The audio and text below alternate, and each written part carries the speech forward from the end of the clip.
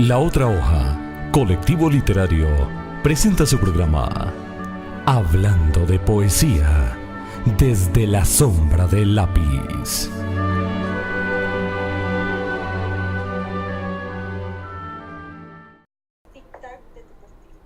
Bien, Diana, gracias por esta participación. Y continuamos, Carlos Camilo, con Walt Whitman. En nuestro programa que estamos dándole la dimensión a este poeta. Estamos hablando de Hojas de Hierba. Sí. 95 páginas consta su libro. Tenía sobrada amplitud como para permitir la lectura de un caudaloso fluir de versos, evitando al máximo la interrupción para pasar a la siguiente. En el prefacio, que abarca 10 páginas sobre 2 columnas, podía leerse frases como esta: América aguarda la aparición de un poeta que exprese a América la democracia, un poeta más amplio y más profundo. Bueno, y también este gran poeta es el sacerdote del futuro, el hombre en el cual los otros hombres se encontrarán y reconocerán su propio corazón. Parece ser que solo de este libro se vendió un ejemplar. De la primera edición. O sea que yo me doy por bien servido, Carlos Camilo. Ya he vendido 6,000 libros. ¿Cuántos? 6,000. Y también gracias a la Casa Nacional del Profesor y a Edinson Rafael Castro Alvarado, que es el que apoya a los escritores docentes. Esta obra fue ocasionalmente criticada por el sesgo obsceno de la naturaleza de su poesía. El geólogo John Peter Leslie escribió a Emerson: libro basura, profano y obsceno, y al autor lo calificó de un gil pretencioso. El 11 de julio de 1855, unos pocos días antes después de que Hojas de Hierba fuera publicado, el padre de Whitman falleció a la edad de 65 años. Sí, una ofensa. Yo me acuerdo cuando estaba adolescente que le dijeran a uno: ¿usted es un gil? Es como el apócope de Gilacho, ¿sí? Hoy en día poco se usa esa palabra. De pronto en los tangos de Gardel está. Más en Argentina, ¿no? Sí. En los meses posteriores a esta publicación de la primera edición de Hojas de Hierba, porque tuvo otras, las respuestas críticas comenzaron a centrarse en lo ofensivo de los temas sexuales, más que centrarse en la poesía misma. O sea, eso fue un escándalo.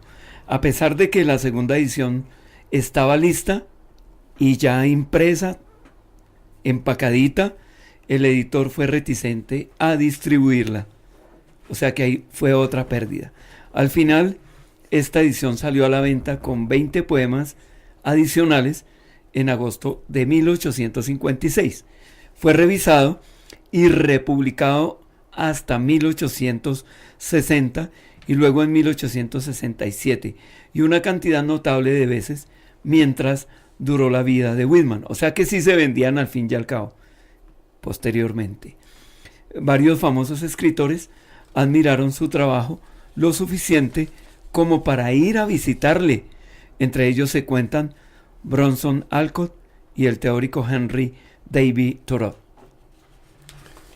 Dentro de esos poemas que fueron criticados está el poema 5, que dice así: creo en ti, alma mía, el otro que soy no debe rebajarse ante ti, y tú no debes rebajarse ante el otro. Acuéstate conmigo sobre la hierba, cállate, no quiero palabras, ni música, ni ritmos, ni trajes, ni lecturas, aunque sean lo mejor. Solo tu arrullo me agrada, el susurro de tu contenida voz.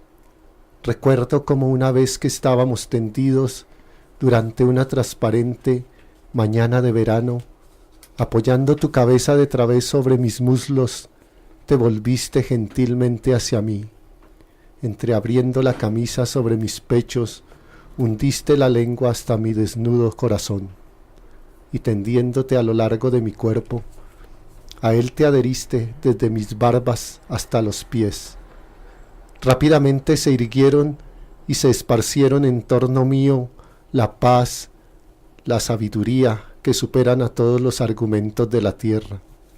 y sé que la mano de Dios es la promesa de la mía, y sé que el Espíritu de Dios es hermano del mío, y que todos los hombres nacidos son mis hermanos, y las mujeres mis hermanas y mis amantes, y que el germen de la creación es el amor, y son incontables los erectos o marchitos tallos que cubren los campos, y las oscuras hormigas afanándose debajo de aquellos más tiernos, y las musgosas costras que recubren las carcomidas vallas, los montículos de piedra, el sauco, el gordolobo y el eleboro.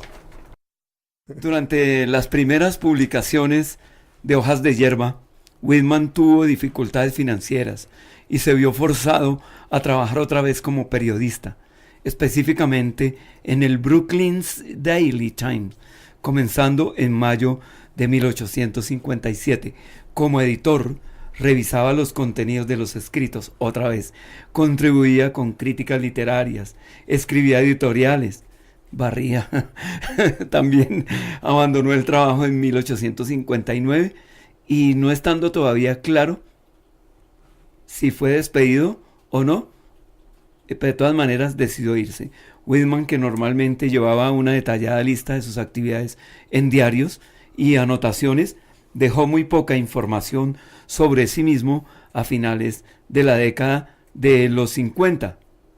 Pero hay otra faceta de Whitman que no solo es la de amorosa, hay una faceta formadora y educativa como todo buen maestro. Como buen maestro.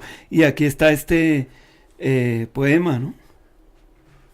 Y también le invitamos a nuestros oyentes a enviar sus poemas, así como acaban de hacer, enviar los poemas y nosotros les damos aquí cabida en nuestros micrófonos. Enviar por el correo, entonces está caltor26@hotmail.com.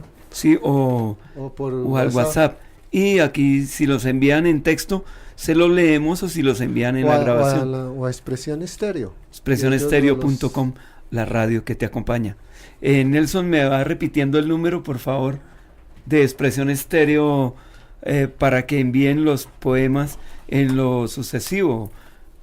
Claro que sí, los oyentes que quieran enviar sus poemas pueden hacerlo al 310-750-5682, que es la línea de WhatsApp de la emisora. Repitámosla nuevamente, más despacio. 310, ese es el operador. Sí, 750-5682. Lo No leo te yo. detengas. No te detengas. No dejes que termine el día sin haber crecido un poco, sin haber sido feliz, sin haber aumentado tus sueños. No te dejes vencer por el desaliento. No permitas que nadie te quite el derecho a expresarte, que es casi un deber. No abandones las ansias de hacer de tu vida algo extraordinario.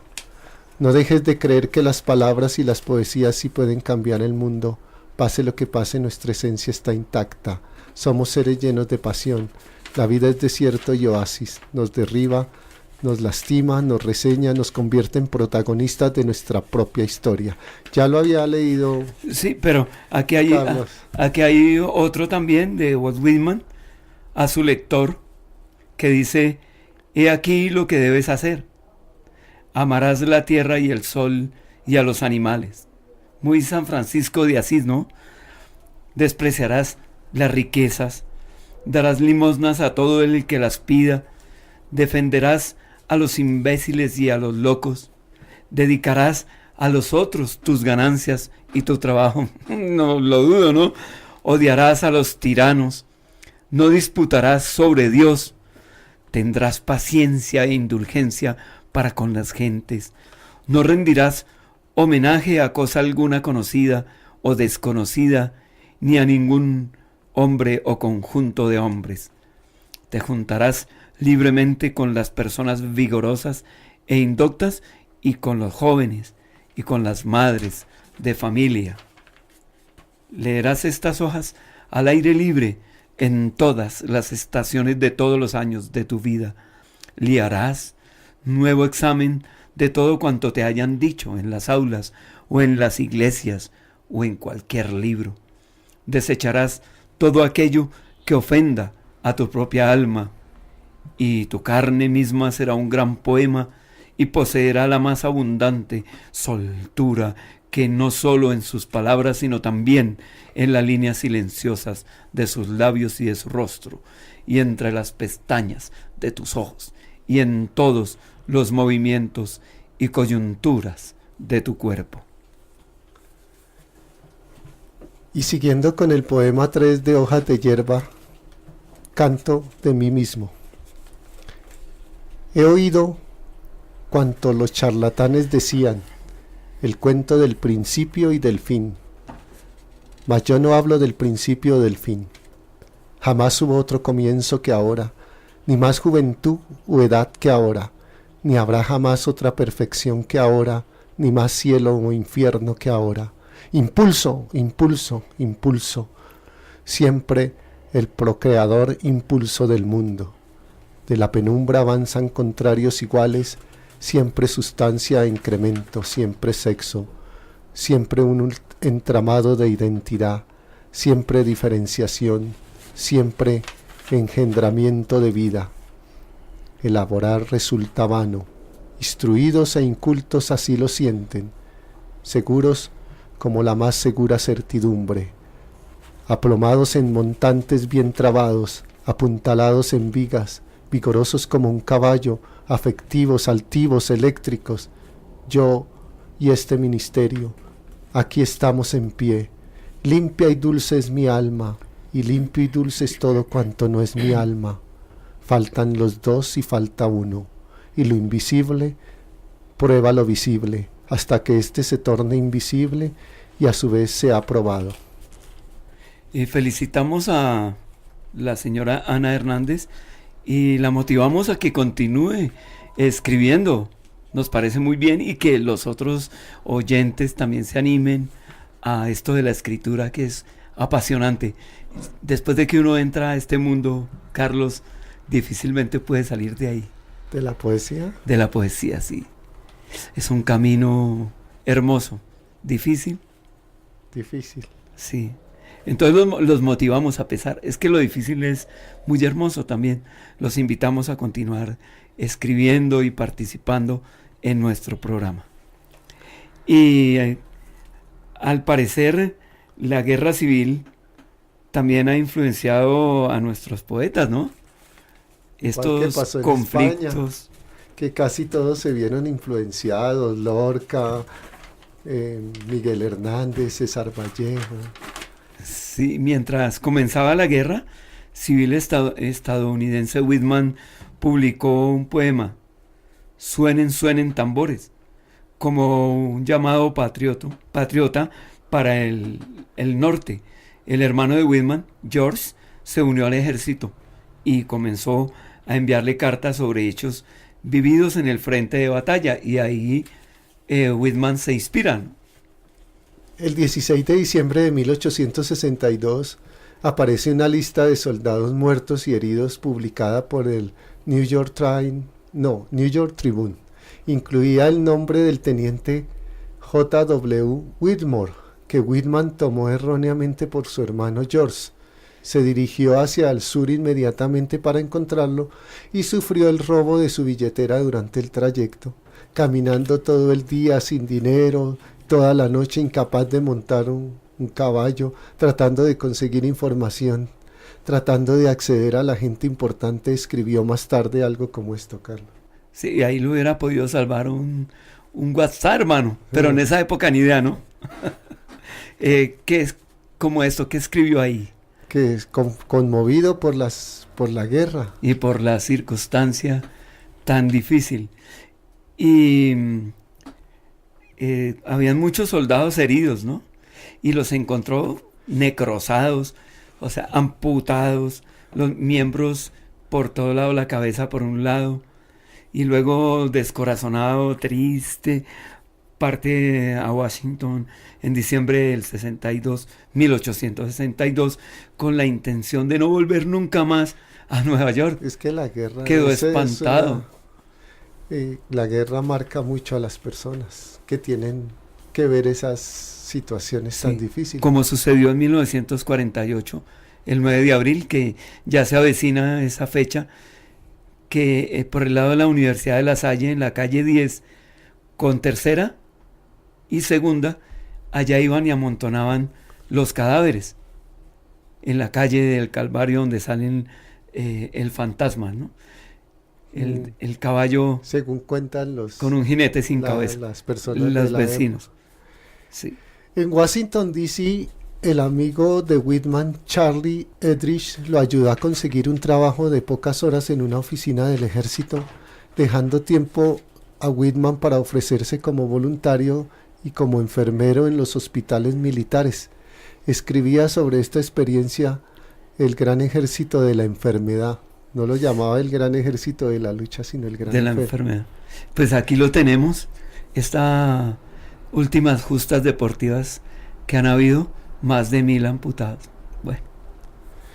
Escribiría sobre esta experiencia, publicada en un periódico neoyorquino en 1863 y 12 años más tarde en un libro titulado Memorias de la Guerra.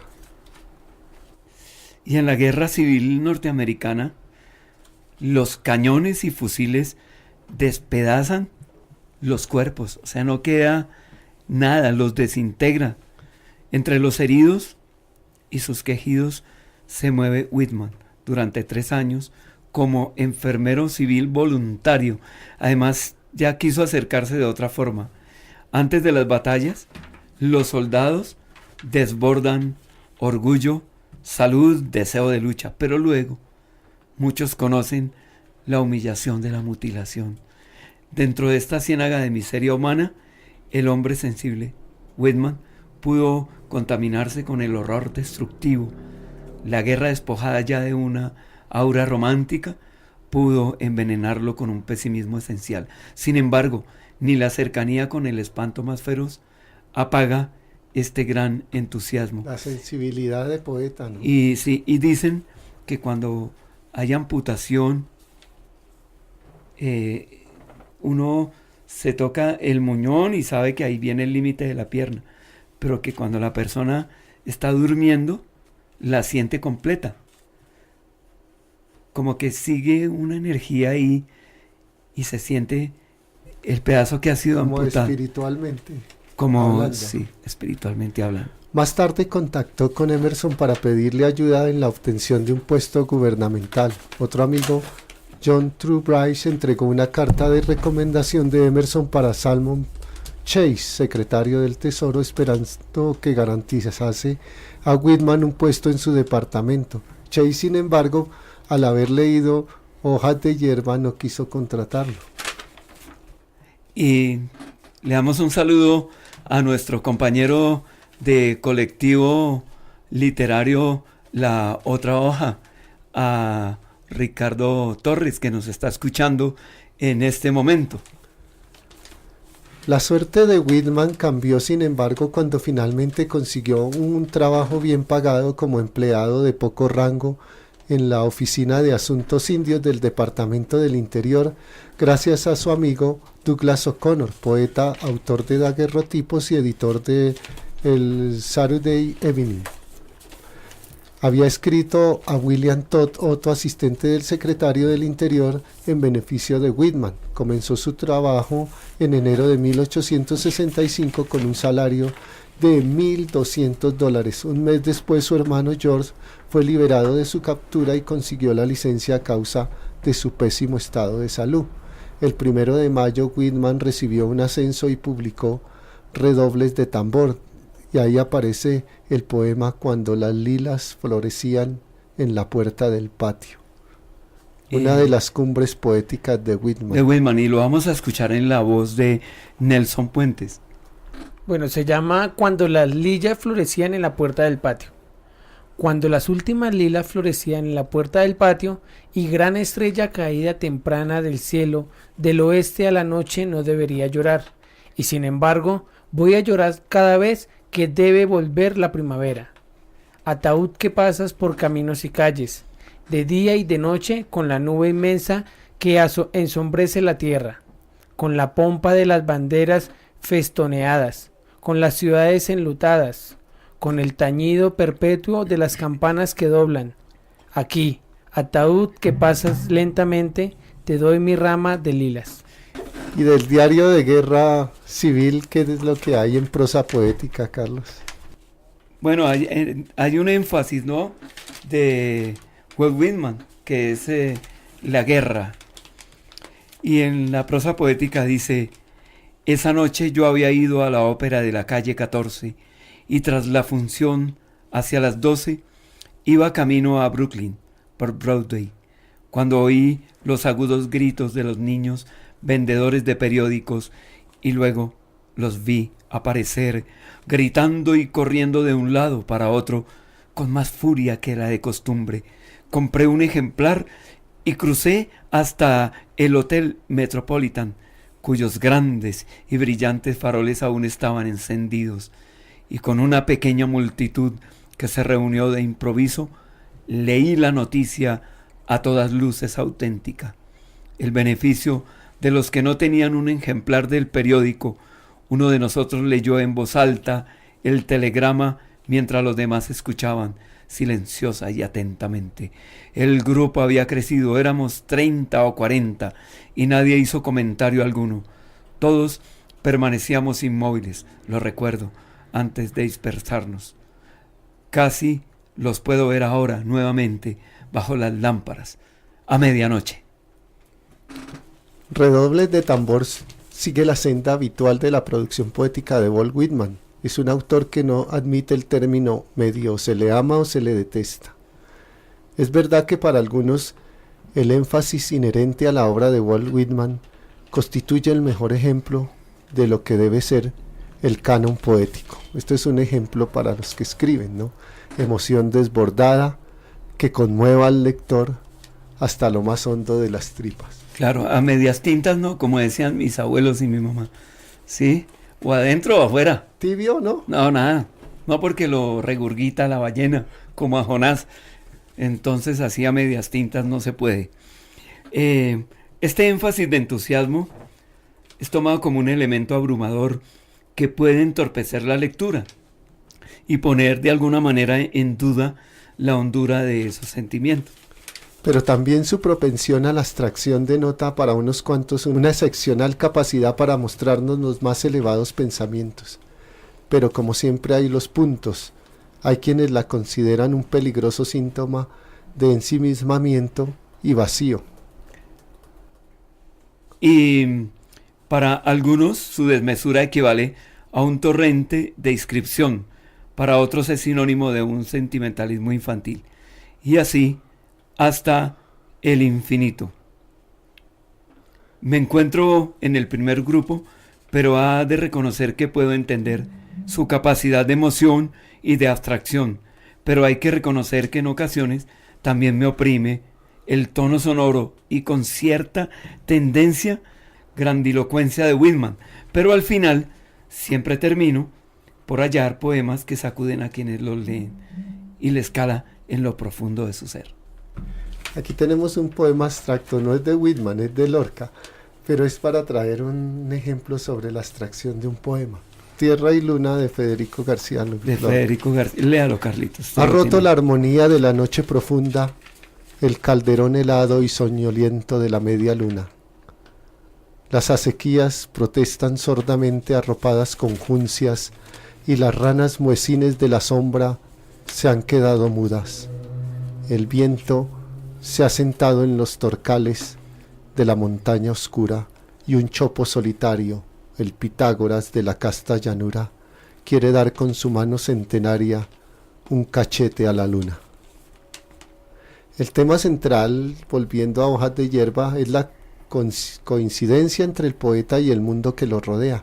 En la obra se canta todo, a la libertad del hombre, a la democracia, a la patria como nación esperanzadora, presente y futura, a la naturaleza, a Dios y al ser humano, pero sobre todo Walt Whitman se canta a sí mismo, como encarnación de su país y toda la humanidad. Este tema principal se articula en torno a 3 ejes temáticos: la democracia, la naturaleza y el amor. Sí, pues hasta donde veo también era un poco narcisista, ¿no? Se entraba todo como en torno a él. Canto a mí mismo. Sí, Y este canto a la democracia canta todo, desde lo grandioso a lo insignificante. Para este escritor todo era igual de importante. Cantó a la geografía, desde el Atlántico hasta el Pacífico, y desde la frontera canadiense hasta la frontera mexicana. Atravesó praderas, desiertos, ciudades, lagos y montañas y animales y plantas. Y escribió un poema que se llama For You, Democracy. Para ti, democracia. Sí, yo quiero hacer indisoluble el continente. Yo quiero forjar la raza más espléndida que haya brillado bajo el sol. Yo quiero crear divinas tierras magnéticas con el amor de los camaradas, con el amor de toda la vida de los camaradas. Yo quiero implantar la camaradería tan frondosa como la arboleda a lo largo de los ríos de América, al borde de los grandes lagos y por toda la superficie de las praderas. Yo quiero hacer inseparables a las ciudades, cada una pasando su brazo alrededor del cuello de la otra. Por el amor de los camaradas, por el amor viril de los camaradas, para ti este canto mío. Oh, democracia, para servirte, ma fem. Para ti, yo he trinado estos cantos. Muy femenina la democracia. La democracia, sí, claro. Se enamoró de la democracia. También encontramos como tema principal la naturaleza, que aparece como valor supremo, casi como una nueva religión. Más allá del placer y el dolor, está el fluir de la naturaleza, siempre eterno, transmitiendo la serenidad, la armonía con el todo. Whitman encuentra a Dios por todas partes, surgiendo una nueva filosofía, la libertad que lo impregna todo, incluso la creación poética. Así pues, Whitman va más allá de las categorías comunes del bien y del mal, convirtiéndose en el Mesías que proclama la nueva religión basada en el poder de la naturaleza y en la libertad del hombre. Raíces y hojas solamente. Poema de Walt Whitman. Roots and leaves themselves alone. Raíces y hojas solamente hay aquí, aromas llegados a los hombres y mujeres desde los silvestres bosques y las riberas del mar, aleluyas y claveles de amor, dedos en el viento apretando las viñas, barboteo de la garganta de los pájaros ocultos entre el follaje de los árboles cuando nace el sol, brisas de la tierra y del amor salidas de las vivientes riberas hacia vosotros, oh marineros que estáis en la mar, bayas más que maduras y tiernos ramos de marzo, ofrendaos a los adolescentes que vagabundean por los campos cuando el invierno ha declinado en su rigor, pimpollos de amor colocados frente a vosotros y en la intimidad de lo que sois, pimpollos para ser deshojados según las antiguas tradiciones. Si les proporcionáis el calor del sol se abrirán y tendrán para vosotros forma, color, perfume. Si convertido en alimento y bebida serán flores, frutos, ramas y elevados árboles. Y nos envían una fotografía de nosotros y no sé dónde la tomaron, de Carlos Acosta, Carlos Camilo Torres y de Nelson. Yo creo que esta nos la está enviando Andrés, supongo, y dice: en sintonía con la otra hoja desde las 10:30 de la mañana, y nos coloca detrás de nosotros el río Magdalena. Pues sí, Carlitos, entonces. Y toquemos el último tema importante, el amor. Y leamos ese poema que se llama Ciudad de Orgías. Ciudad de orgías. Ciudad de orgías, paseos y regocijos. Ciudad en medio de la que he vivido y cantado, y que un día haré ilustre. Ni tus pompas, ni tus cambiantes decorados, ni tus espectáculos me recompensan. Ni las interminables hileras de tus casas, ni las embarcaciones en tus muelles, ni las procesiones en tus calles, ni los brillantes escaparates llenos de mercancías, ni la conversión con personas instruidas, ni mi concurrencia a saraos y fiestas, nada de eso. Pero cuando yo paso, oh Manhattan, tú frecuente y rápido relampaguear ante mi vista ofrendándome el amor, ofrendándole una respuesta a mi amor. Esa es mi única recompensa, amantes perpetuos, amantes, mi única recompensa. En cuanto al estilo, la poesía de Hojas de Hierba es cercana al lector por su sencillez y su carácter universal, y tiene un marcado carácter renovador, ya que rompe con los cánones establecidos y se apoya en una total libertad creadora. Whitman escribió en el prefacio de Hojas de Hierba: la prueba de un poeta es que su país lo absorba sentimentalmente de la misma forma que él absorbió a su país. ¿Recuerda, Carlos, cuando cantaba en la escuela esos poemas a la patria? Ah, sí, claro, había uno. Saludo a tu patria bandera, ¿sí? Ese, pero no, ya no, que blandían allá en Boyacá, ¿no? Alguna vez usted me contó una retahíla que hablaba sobre eso, sobre No, la patria que termina. Ah, no, ese es una retahíla de la del duende. Sí. ¿Se acuerda algo? Pues ahorita en este momento que estaba contestando la llamada de los oyentes, me cogió fuera de base, que decía que había un monstruo sentado sobre una piedra de madera sin cabeza y me hacía muecas con las orejas. Y yo, sin más armas que mi machete, saqué mi revólver y le pegué 3 patadas. Algo así era. Sí, Algo sí. así. Pero decía usted que con la patria, ¿no? Sí, porque diría, por ejemplo, hay gente que dice que escribe para la patria. Sí. Ledo Ilbo decía, mi patria no es la lengua portuguesa, ninguna lengua es la patria, que sería contrario a lo que decía Fernando Pessoa. Mi patria es la lengua portuguesa. La patria de todos es el canto, la voz y la palabra. Única patria que no pueden robarnos ni aún poniéndonos contra el muro. Y vienen unas palabras interesantísimas. De Goitisolo. Sí, palabras de Neruda. De Neruda hablando muy sobre el valor de las palabras. Todo lo que ustedes quieran, sí señor, pero son las palabras las que cantan, las que suben y bajan.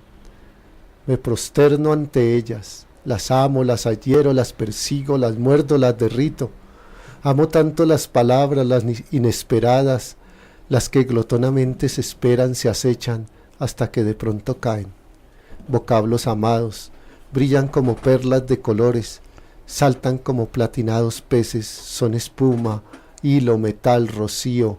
Persigo algunas palabras, son tan hermosas que las quiero poner todas en mi poema, las agarro al vuelo, cuando van zumbando y las atrapo, las limpio, las pelo, me las preparo frente al plato, las siento cristalinas, vibrantes, ebúrneas, vegetales aceitosas como frutas, como algas, como ágatas, como aceitunas. Y entonces las revuelvo, las agito, me las bebo, me las zampo, las trituro, las emperejilo, las liberto, las dejo como estalactitas en mi poema, como pedacitos de madera bruñida, como carbón, como restos de naufragio, como regalos de la ola. Todo está en la palabra. Una idea entera se cambia porque una palabra se trasladó de sitio o porque otra se sentó como una reinita dentro de una frase que no esperaba y que le obedeció. Tienen sombra, transparencia, peso, plumas, pelos, tienen de todo lo que se les fue agregando de tanto rodar por el río, de tanto transmigrar de patria, de tanto ser raíces. Son antiquísimas y recientísimas. Viven en el féretro escondido y en la flor apenas. Qué buen idioma el mío, qué buena lengua heredamos de los conquistadores torvos. Estos andaban a zancadas por las tremendas cordilleras, por las Américas encrespadas, buscando patatas, butifarras, frijolitos, tabaco negro, oro, maíz, huevos fritos, con aquel apetito voraz que nunca jamás se ha visto en el mundo.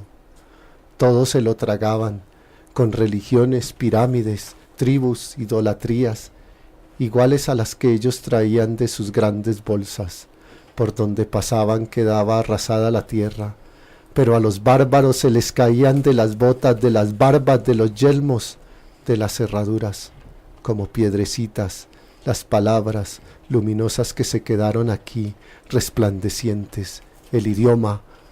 Salimos perdiendo, salimos ganando, se llevaron el oro y nos dejaron el oro, se lo llevaron todo y nos dejaron todo, nos dejaron las palabras. Palabras del diccionario que ha utilizado casi todas Pablo Neruda, lo dice Ricardo Torres, que lo ha leído demasiado. Y aquí ya nos aclaran de la fotografía, nos la envía la compañera que sigue a continuación aquí con el lado B. Caterine, no podía ser otra persona. Yo tenía idea que era de la emisora, pues ella es quien tiene las fotos Esa de magia. todos los locutores, ¿no? Y sabe hacer esos montajes, esa magia. Gracias, Caterine Cortés, por estar escuchando también a sus compañeros de emisora. Y ya creo que ha llegado a su término el programa de hoy, Carlos Camilo. Podemos decir que de Whitman, para terminar, Para cerrar con broche de oro. sí, que preparándose para su muerte hizo erigir un mausoleo de granito con forma de casa por unos $4,000 y lo visitó varias veces durante su construcción. En su última semana de vida estaba muy débil como para manejar un cuchillo o un tenedor y escribió: "Sufro todo el tiempo, no tengo alivio, ninguna escapatoria. Es monotonía, monotonía, monotonía en el dolor". Sí, y así damos por terminado el programa de hoy que dedicamos a Walt Whitman. Damos por terminado nuestro programa de hoy. Hablando de poesía desde la sombra del lápiz en Expresión Estéreo, la radio que te acompaña.